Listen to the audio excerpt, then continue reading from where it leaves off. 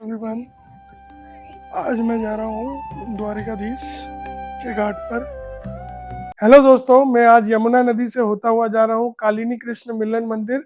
यहाँ पर राधा कृष्ण का मिलन हुआ था और कई लीलाएं भी हुई थी। यहाँ से मैं जाऊंगा छोटी छोटी गलियों से होता हुआ दुर्वासा ऋषि के आश्रम। आगे की जानकारी के लिए सुनिए। गुरु दुर्वासा ऋषि की तपस्या स्थली, यहीं पर दुर्वासा ऋषि ने 4 युग में तपस्या किया।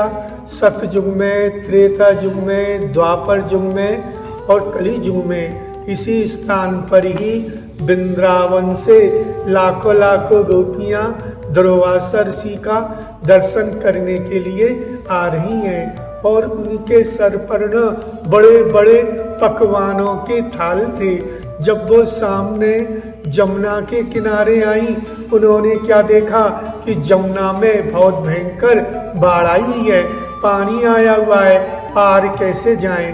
हठात उन्होंने श्री कृष्ण को अपनी ओर आते देखा। श्री कृष्ण ने पूछा, गोपियों तुम कहाँ जा रही हो? गोपियों ने उत्तर दिया, तुम्हारे गुरु जो दुर्वासा ऋषि है कि नहीं, हम लोग उनको दर्शन करने जा रही हैं, उनको भोजन कराएंगी, मुँह मांगा उनसे वरदान प्राप्त करेंगी। तो भगवान श्री कृष्ण लाखों लाखों गोपियों से कहने लगे, तुम जमुना जी से प्रार्थना करना, हे जमुने महारानी, कृष्ण नैष्ठ बाल ब्रह्मचारी हो, उसके प्रभाव से हमको रास्ता दे दो। जमुना जी ने बीच में से ही रास्ता दे दिया। सामने वाला भैया रेड कलर पत्थर का है, कंस का महल। यहाँ राजा कंस ने अपनी बहन देवकी के 7 पुत्रों का वध किया था। तो कंस के लिए नाम से जाना जाता है। ये खंडर हो चुका है, देख सकते हो आप पीछे से 5566 वर्ष पुराना।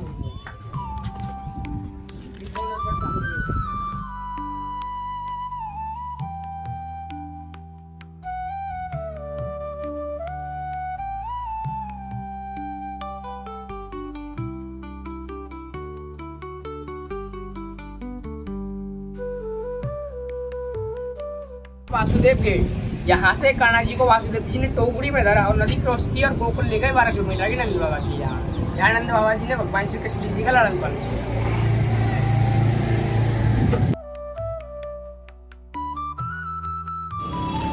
राधे राधे। मैं जा रहा हूँ घाट से उतरकर पुरानी गलियों से होता हुआ द्वारिकाधीश मंदिर, जो कि मथुरा के विश्राम घाट के पास स्थित है। मंदिर के अंदर एक बड़ा आंगन है जहाँ पर सब लोग दर्शन करते और अंदर आपको रंग बिरंगे पिलर्स और दीवारें दिखाई देगी। इस मंदिर को सेठ गोकुलदास पारिक ने बनवाया था। यहाँ पर बहुत ही धूमधाम से जन्माष्टमी और होली बनाई जाती है। मंदिर से दर्शन हो जाने के बाद मैं निकला और मथुरा की प्रसिद्ध कचौड़ी खाई और वापस से बोट में चलकर कई घाट देखे, आपको भी दिखाता हूँ। विश्राम घाट ये मथुरा का सबसे प्रसिद्ध घाट है। मान्यता है कि कंस का वध करने के बाद श्री कृष्ण ने यहीं विश्राम किया था। यहाँ रोज शाम को यमुना आरती होती है जो बहुत सुंदर लगती है। कैसी घाट, माना जाता है कि यहाँ श्री कृष्ण ने केसी नामक राक्षस का वध किया था। और भी बहुत सारे घाट यहाँ पर स्थित है। यहाँ यमुना किनारे सूर्योदय, नाव की सवारी और शाम की यमुना आरती बहुत प्रसिद्ध है। अब मैं आपको लेकर चलता हूँ मथुरा के पास गोकुल में स्थित पवित्र स्थान रमन रेती में। माना जाता है कि यही वह जगह है जहाँ भगवान श्री कृष्ण और बलराम बचपन में रेत में खेला करते थे। आज हम आपको इस शांत और दिव्य जगह की पूरी झलक दिखाने वाले हैं। रमन का मतलब खेलना या आनंद करना और रेती का मतलब रेत। भक्त यहाँ की रेत को बहुत पवित्र मानते हैं और अक्सर जमीन पर बैठकर ध्यान या भजन करते हैं। फिर वहाँ से मैं चला गया सुंदर मंदिर। वहाँ से दर्शन करने के बाद मैंने देखा साधु संतों के घर देखकर मन प्रसन्न हो गया और भजन कीर्तन का माहौल और गौशाला। वहीं पर मुझे रामदेव बाबा के भी दर्शन का भी सौभाग्य प्राप्त हुआ। वहाँ से मैं गया रमन रेती डियर पार्क। परिसर के अंदर बना एक छोटा सा पार्क जहाँ पर हिरण खरगोश खुले वातावरण में रखे गए हैं। यह जगह पर्यटकों और भक्तों के लिए बहुत अच्छा है। अब हम आ गए 84 खंबा मंदिर जो गोकुल में है। यहाँ पर जगन्नाथ मंदिर भी है। यार गाय जमुना जी पे जाते हैं, शाम को आती है 6 बजे। नंद बाबा का जो टीला देखते हैं ना, ये टीला देखा है सब नंद बाबा की 9 लाख गाय का गोबर डरता था ना, ये मिट्टी हो गया 5,500 साल पुराना है नंद बाबा का महल, पुराना गोकुल। आगे ये है पूतना राक्षसनी, जिसका उद्देश्य कृष्ण की हत्या करना था ताकि कंस सुरक्षित रह सके। दोस्तों, अभी हम गोकुल में स्थित 84 खंबा मंदिर में हैं।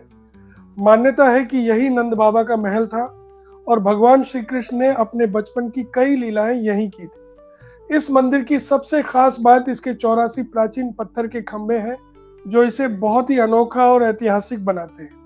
यहाँ पर एक बरगद का पेड़ आपको दिख रहा होगा, बहुत बड़ा और घना है। स्थानीय मान्यता के अनुसार इस पेड़ के नीचे बैठकर भगवान कृष्ण की बाल लीला का अनुभव किया जा सकता है। बनता है जो जन्माष्टमी में देखते हैं ना टीवी में, जन्माष्टमी शो होता है, यहाँ मनाया जाता है गोकुल। 3 रात नहीं बैठ सकते, केवल 5 मिनट के लिए बैठेंगे तो शंकर जैसी तपस्या का फल मिलता है। जय बोलिए शंकर भगवान की जय। ये सामने कौन घर, इसको बोलते हैं गर्भगृह। मथुरा से भगवान को ला करके यहाँ छिपा गई।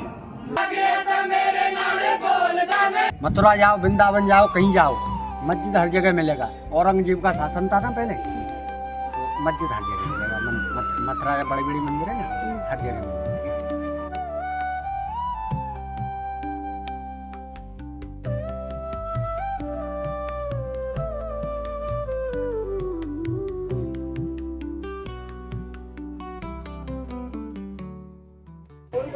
ये है ब्रह्मघाट टेम्पल, जो कि सिचुएटेड है मथुरा में। यहीं से आप बोटिंग भी कर सकते हो यमुना नदी में।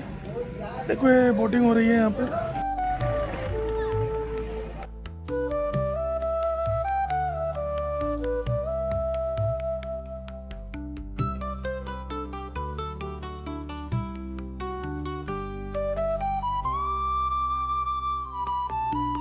ये है गोकुल और यहाँ पे हम बलराम जी के मंदिर पे जा रहे हैं और बलराम जी की वाइफ का नाम था रेवती।